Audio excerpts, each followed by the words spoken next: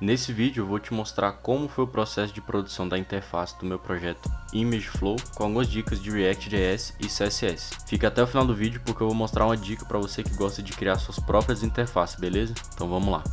Inicialmente, a minha ideia foi apresentar um pouco do que o projeto resolve para o usuário. Eu decidi mostrar 3 seções. Na primeira eu vou mostrar 4 cartões com uma imagem representativa das funcionalidades do site em cada uma delas, com uma descrição básica ali, descrevendo essa imagem. Na segunda seção eu mostro aí uma descrição sobre o que é o projeto e eu faço uma chamada para o meu canal no YouTube. E aproveitando que eu falei dele, já se inscreve aí embaixo para continuar por dentro das novidades do desenvolvimento web. Na terceira seção eu vou colocar uma tabela com os últimos commits realizados do projeto, para o usuário ver o desenvolvimento. Depois dessas sessões eu vou ter um rodapé com os links para acessar o meu portfólio e o meu LinkedIn. Agora eu já falei mais ou menos o que é o projeto, vamos para o desenvolvimento.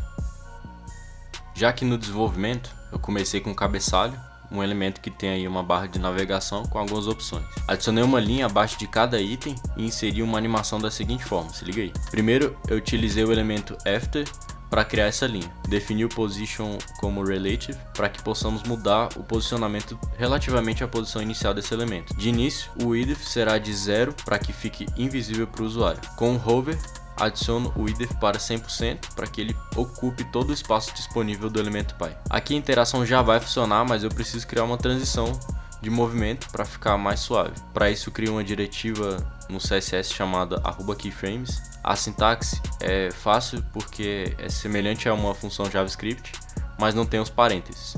Aqui dei o nome de menu hover e eu coloquei no seu corpo 2 parâmetros, o from, onde eu vou ter as configurações iniciais do elemento, e o to com as configurações que eu quero que o elemento fique depois da animação. No caso, eu coloquei no parâmetro from um width de 0 pixels e left de 50% para ele ficar exatamente no meio e sem aparecer nada. Depois eu coloquei no parâmetro to o width de 100% e left de 0 pixels, para que ele ficasse ocupando todo o width disponível para ele e que ele ficasse grudado na borda do elemento Py. Lembrando que no from, as propriedades que estiverem ali dentro, elas precisam ser as mesmas do elemento disposto na tela. Então, lá no meu elemento after, eu vou colocar o width de 0 pixels e left de 50%.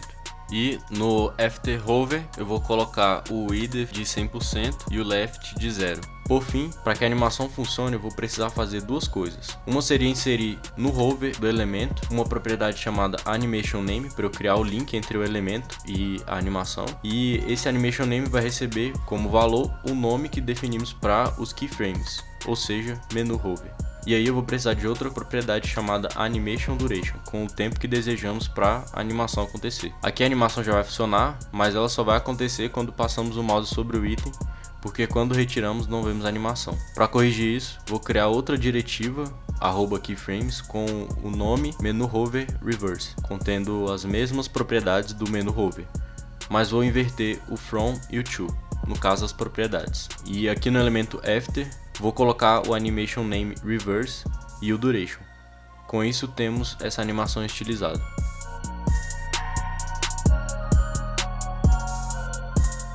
Outro detalhe que coloquei no header foi criar uma whitelist com as rotas em que o header deveria aparecer. No caso, por exemplo, na página login, eu não queria que o header aparecesse, justamente para fazer com que o usuário interaja apenas com o formulário de cadastro.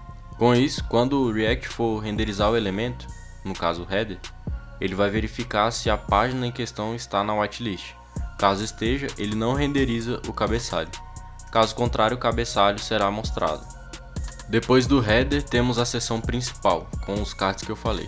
Aqui tem uma dica interessante para os amantes de design. No Figma, nós podemos exportar os nossos ícones simplesmente agrupando os elementos com o atalho Ctrl G ou Command G, se você utiliza Windows ou Mac, e navegando até a seção Design, no título Export, eu vou selecionar a opção de exportação em SVG e eu vou clicar em exportar. Vou salvar essas imagens na pasta pública do Next.js para que o HTML, quando for apresentado para o usuário, possa buscar essas imagens na hora de renderizar.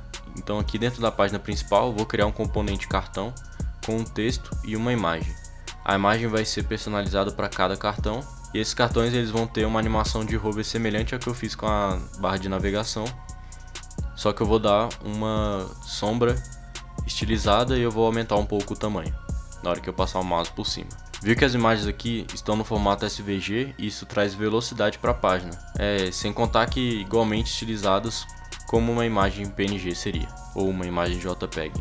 Na seção seguinte também seria uma imagem SVG com esse desenho aí, e ao lado uma caixa e um botão para seguir para o meu portfólio no GitHub. Na última seção eu vou ter os commits.